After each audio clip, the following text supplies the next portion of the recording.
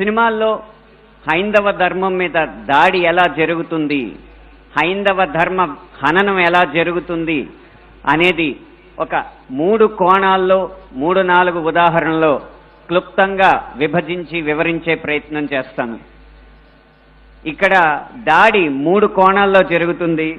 అందులో ఒకటి కావ్యేతిహాస పురాణాలని వక్రీకరించడం, 2 తెర మీద కనిపించే పాత్రల్లో వినిపించే పాటల్లో హైందవ ధర్మాన్ని దుర్వినియోగం చేయడం, 3 తెర వెనక మా ముందు అన్యమతస్థుల ప్రవర్తన. ఈ 3 అంశాల్లో మొదటిది కావ్య పురాణేతిహాసాల వక్రీకరణ. వాల్మీకి రామాయణం, వ్యాస భారతం భారత సాహితీ వాన్మయ శరీరానికి 2 కళ్ళ లాంటివి. కానీ అదే వ్యాస భారతాన్ని, అదే వాల్మీకి రామాయణాన్ని వినోదం కోసం వక్రీకరించిన సందర్భాలు కోకొల్లలు.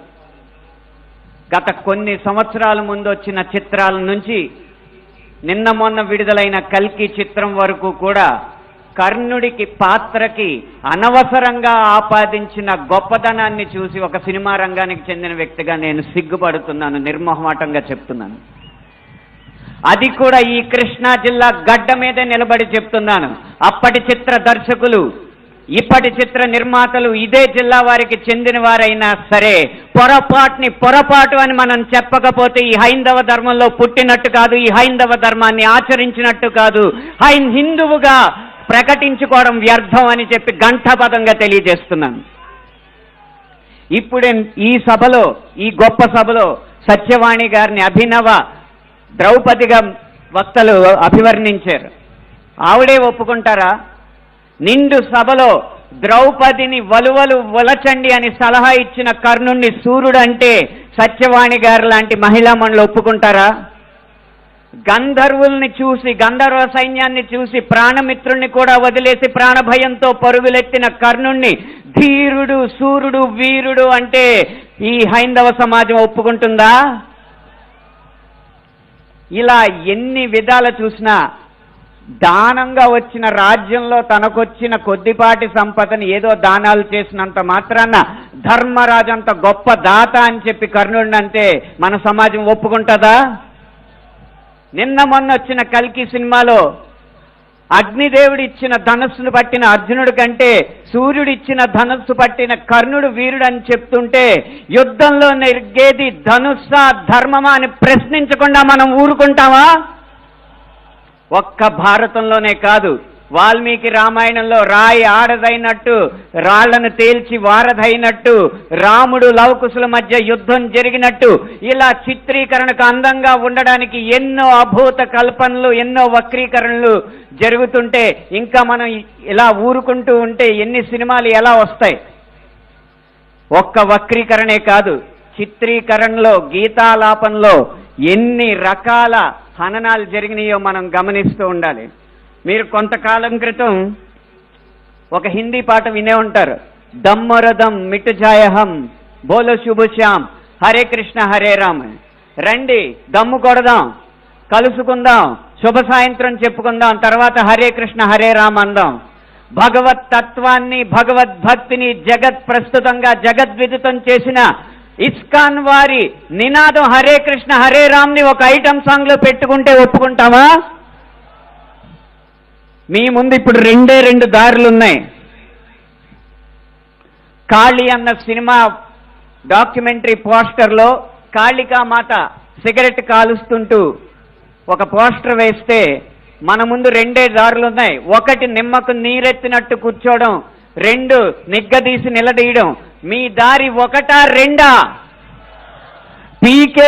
పీకే అన్న సినిమాలో రాయి మీద పాన్ పరాగూసి అదే శివలింగం అని చెప్పి వెటకారం చేసి అన్య మతస్థుల మందిరాల్లోకి మాత్రం వెళ్లకుండా వాళ్ళు తరిమి కొట్టినట్టు తెలివిగా తప్పించుకున్నారు.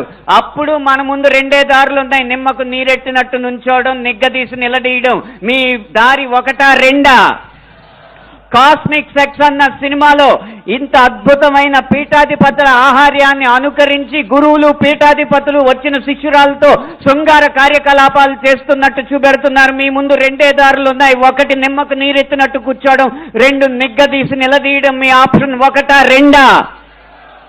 ఎంఎఫ్ హుసేన్ లాంటి చిత్ర దర్శకుడు, చిత్రకారుడు సరస్వతి దుర్గా మాతల బొమ్మల్ని అశ్లీలంగా వేసినప్పుడు వారి కోవలోనే అక్రమ్ హుసేన్ అనే చిత్రకారుడు కృష్ణుణ్ణి బార్లో ఉంచి గోపికల్ని బికినీల్లో చిత్రించినప్పుడు మన ముందున్న దారులు రెండే రెండు. ఒకటి నిమ్మకు నీరెత్తినట్టు కూర్చోవడం, రెండు నిగ్గదీసి నిలదీయడం. మీ దారి ఒకటా రెండా?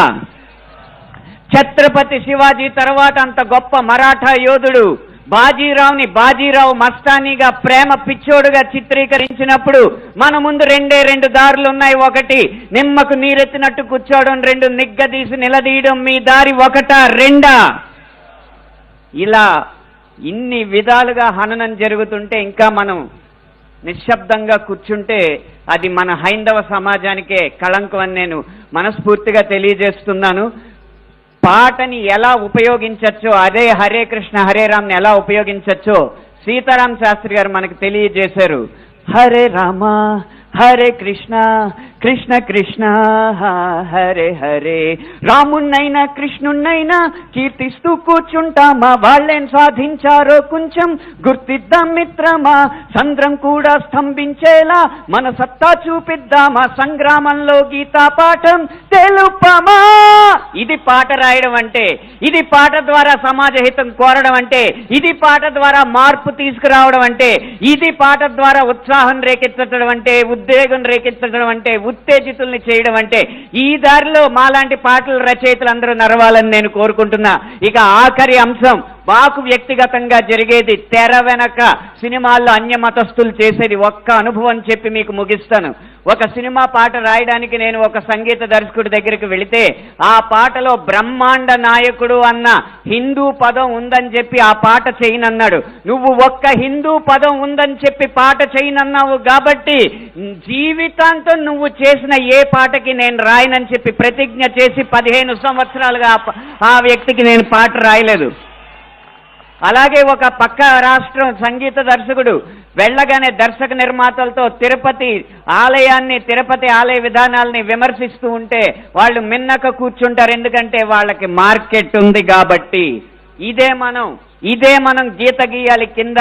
సినిమా అనేది నేను ముందు చెప్పినట్టు వ్యాపారాత్మకమైన కళాత్మకమైన వ్యాపారం కాబట్టి ఆ వ్యాపారాన్ని సినిమాకి లేకుండా చెయ్యాలంటే హిందూ ధర్మాన్ని హననం చేసే సినిమాలని, హిందూ ధర్మంపై దాడి చేసే సినిమాలని ప్రభుత్వం బహిష్కరించకంటే ముందు మనం తిరస్కరించాలి. బహిష్కరణ కంటే తిరస్కరణే గొప్ప మార్గం. ముందు మనం తిరస్కరిద్దాం. వాటికి వ్యాపారం రాదు, డబ్బులు రావు. డబ్బులు రాకపోతే ఏ నిర్మాత వచ్చి హిందూ ధర్మాన్ని హననం చేసే సినిమా తీస్తాడో మనం చూద్దాం. భం భం భం భం భళా భళా మోగిందిర శంఖారావం, ఇది హైందవ శంఖారావం. హిందూ బంధువులందరొక్కటై ముందుకే గమని భావం, ముందు చూపాలి ప్రభావం. 3 నిమిషాల ఈ పాట రాసే అవకాశాన్ని, 5 నిమిషాల ఈ ప్రసంగం చేసే అవకాశాన్ని నాకు ఇచ్చిన ఈ నిర్వాహకులకి వేవేల పాదాభివందనాలు తెలియజేసుకుంటూ జై హింద్, జై శ్రీరామ్.